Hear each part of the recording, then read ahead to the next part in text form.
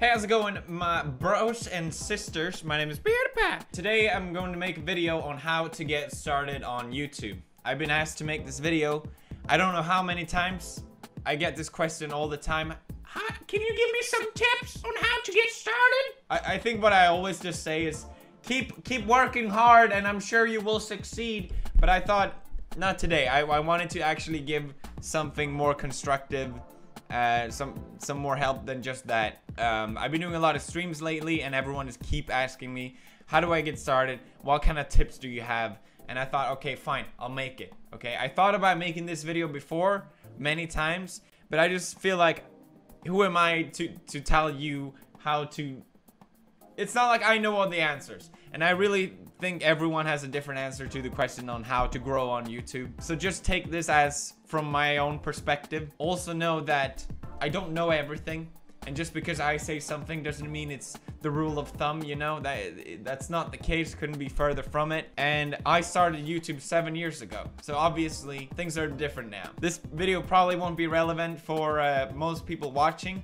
But maybe it will be interesting. I don't know.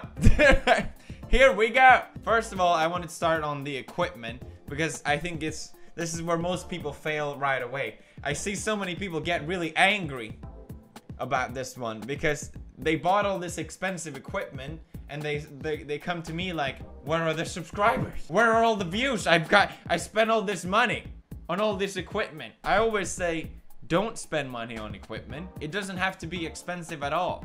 And I think a lot of people wait with starting videos because they don't have all the equipment. I think it takes practice to make videos. And I think it doesn't hurt to get started with what you have. I didn't have a webcam when I started. I had I legit used this microphone, which I accidentally broke. That's my first microphone on the Razer headphones. And it was fine. It really was. It definitely doesn't hurt to have nice quality. Don't get me wrong.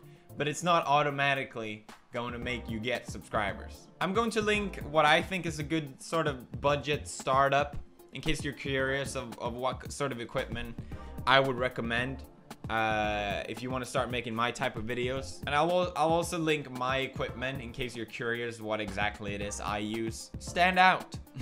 Personally, I'm very much drawn to different things that people do. If I notice a channel doing something I haven't seen before, I'm automatically more drawn to that thing.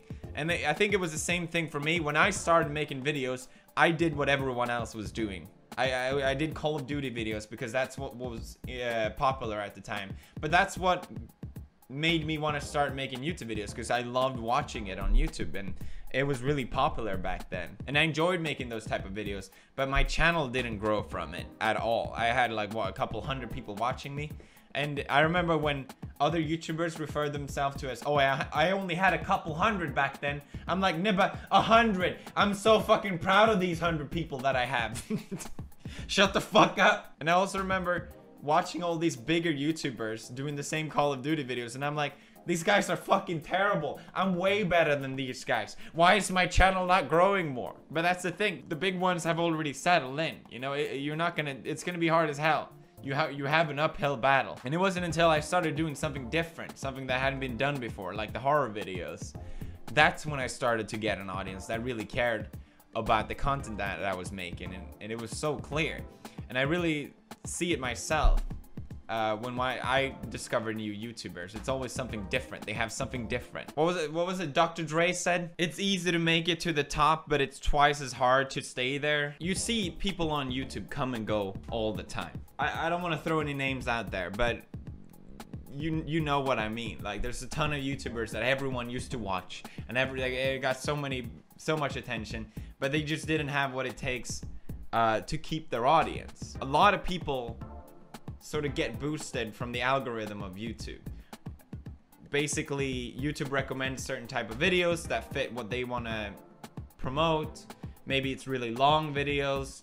Maybe it's videos that get a lot of likes and a lot of this and that. And there's always people that abuse the algorithm. It's been since I started on YouTube, and it's still going on. I think it's just a thing that I don't think will ever end. And it's really unfair because a lot of YouTubers get really big really fast because of it, but basically they go away equally fast.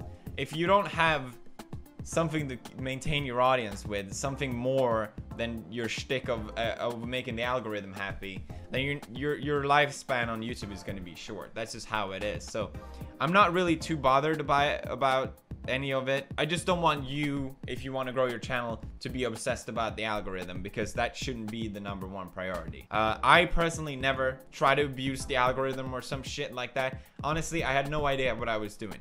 Literally, I discovered that 10 minutes videos like a year ago. It's been like, remember the reply girls, you know? They were so fucking popular. They got so many views because the algorithm promoted their videos in the sidebar all the time. But it's not like anyone is still watching them. Like, oh, I wonder what this what this boob girl is saying now about this, you know? What I'm getting with this is you need personality. People will find your video, but they're not gonna stay unless they care about you as a person. I think YouTube is all about personality. At least that's how I see it. And anyone I watch on YouTube, I watch because I care about their personality. I care about them more than just their content, but also who they are as a person. And that's why I enjoy watching them. And that's why I enjoy YouTube.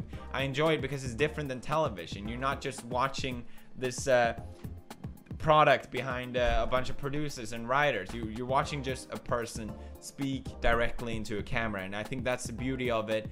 I also think that's why so many YouTubers come and go. They forget about this part, and that's fine.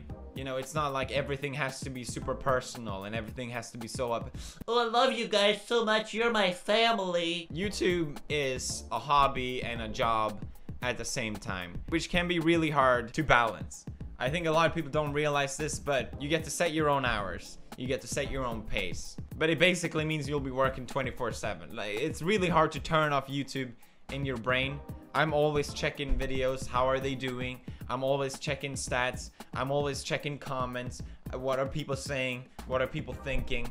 And it's really hard to turn off. It's not like a 9-to-5 job. You go in, you do your job. Okay, now I'm done. Ooh, I can relax. I really struggle a lot with this and just trying to shut my brain off and, okay, now I'm doing this, now I'm doing that. And that's why I really enjoy having an office, because I can do my work here, and then once I'm back home, I can just relax. I guess my advice here is to try and separate it. I treat YouTube with a lot of respect, because I feel so lucky to be in the situation that I am. I think a lot of YouTubers take YouTube very casually. I'll just upload a video. I need some money, I'll upload a video. Maybe I'm a little